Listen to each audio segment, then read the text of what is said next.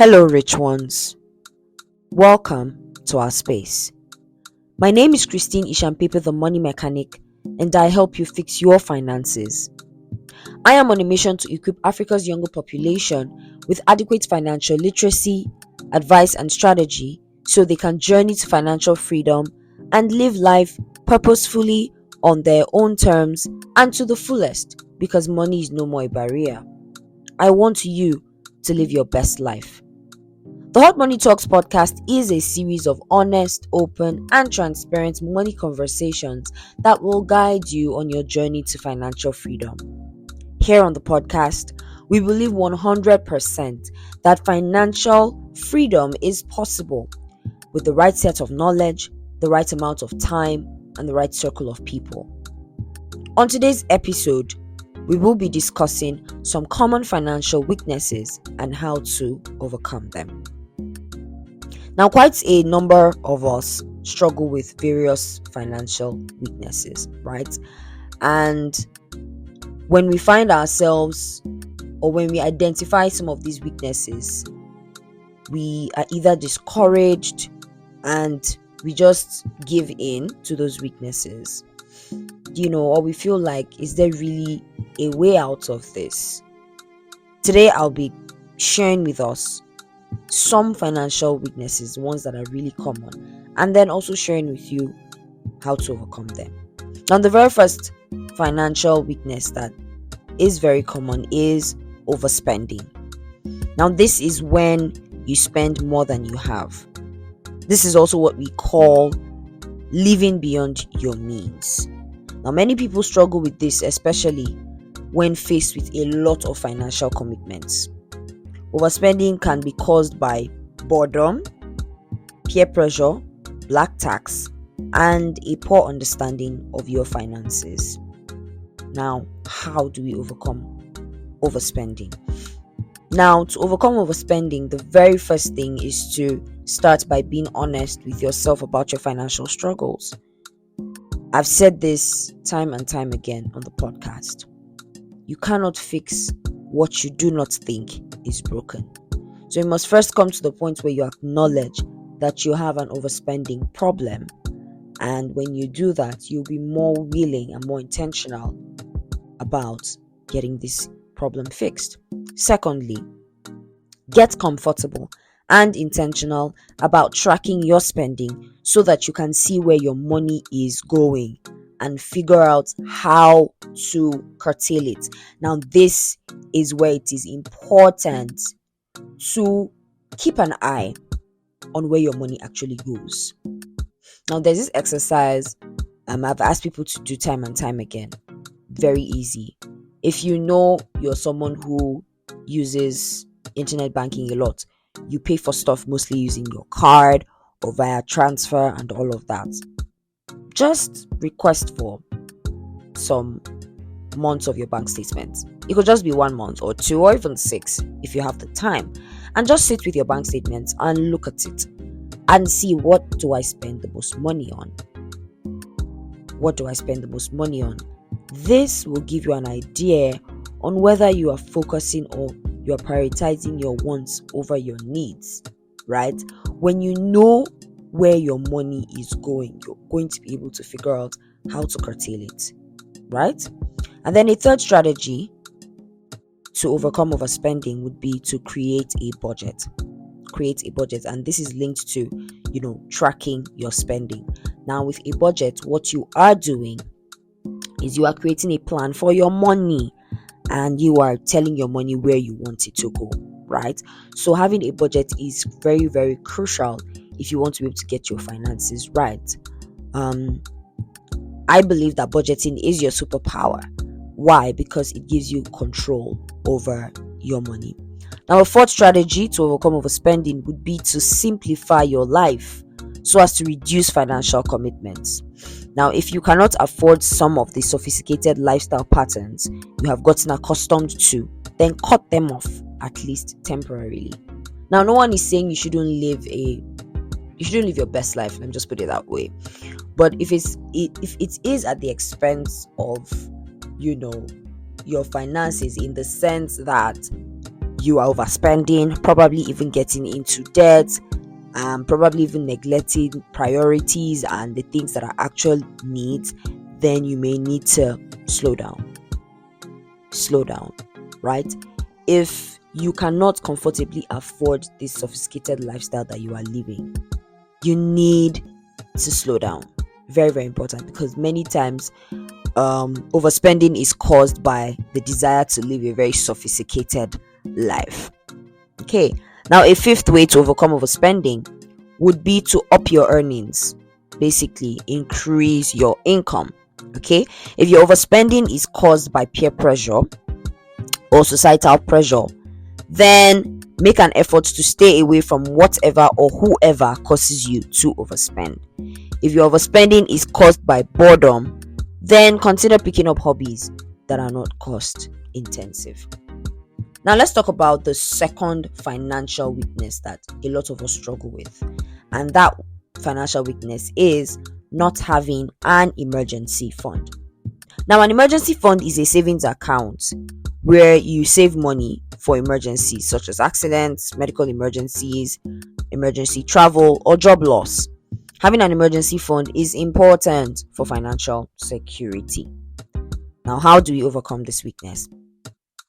Oh, before I continue to how we overcome this weakness, I should add that usually it is advised that your emergency fund should contain at least 3 to 6 months of your living expenses saved up, right? So this is where you should know your survival number. That's what I like to call it. Now, your survival number basically is how much do I need to survive on a monthly basis. When I put together my needs, when I put together my monthly expenses, all the important stuff, how much does it cost? Now multiply that by 3 months or by 6 months. That should give you the amount of money that should be in your emergency fund. And the idea is that if you lose your main source of income, you should be able to take care of yourself for at least 3 to 6 months before you find your footing. So I hope this makes sense. Alright, so let's move on to how to overcome this weakness. To overcome this weakness, start first by tracking your spending to see where your money is going, so that you can determine what costs to cut back on in order to be able to channel those extra monies to building your emergency fund. So for example, is that Netflix subscription necessary?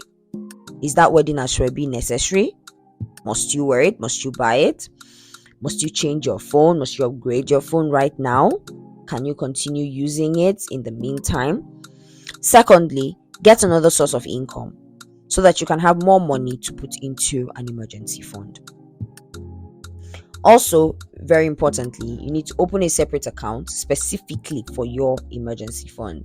Now, if you are lazy to go to the banking hall and do that, you can open an account in the comfort of your home.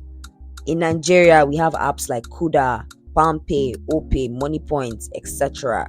Right? You can sit in the comfort of your home and open an account and save your money up there. You can also use apps like PiggyVest, Cowrywise, okay? Automate savings directly to your emergency fund, right? And, they can even earn you interest, as you save the money over a, period of time.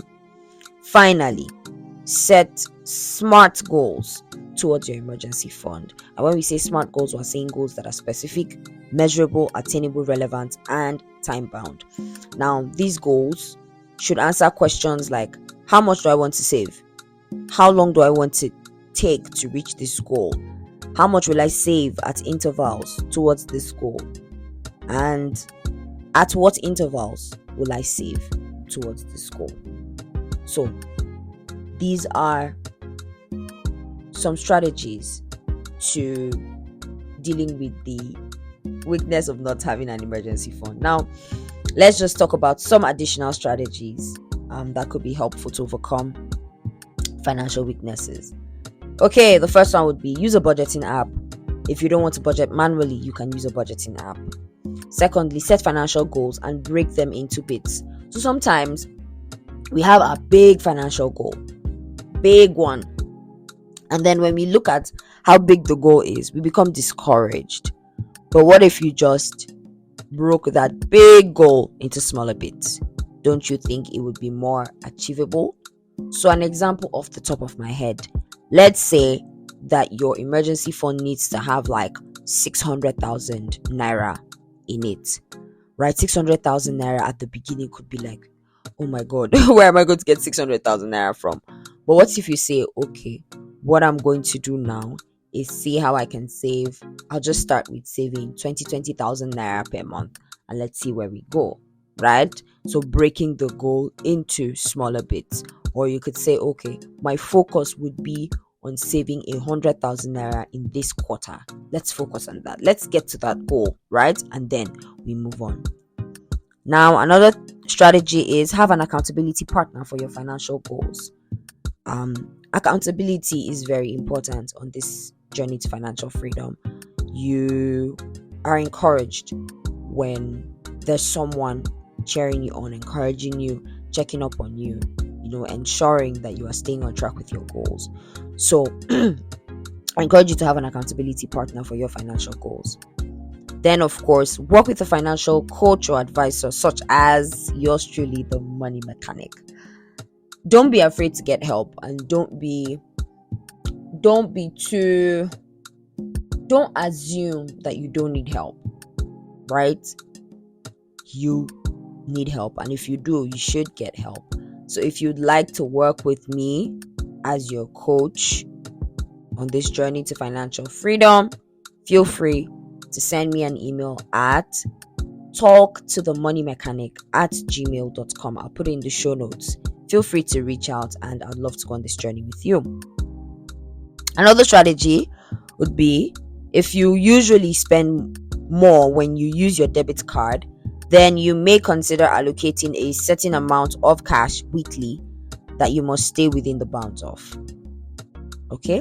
So if you are someone who has no control over how they spend their debit card, then you might want to allocate, some amount of money to yourself every week that you must stay within the bounds of.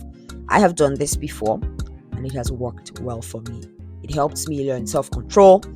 It helped me to prioritize, because I knew, I only had this amount of money and I had to stay within the confines of that amount of money. And then finally, if you overspend when you spend too much time surfing online, then you should limit your screen time and spend less time window shopping online. I hope this has been helpful.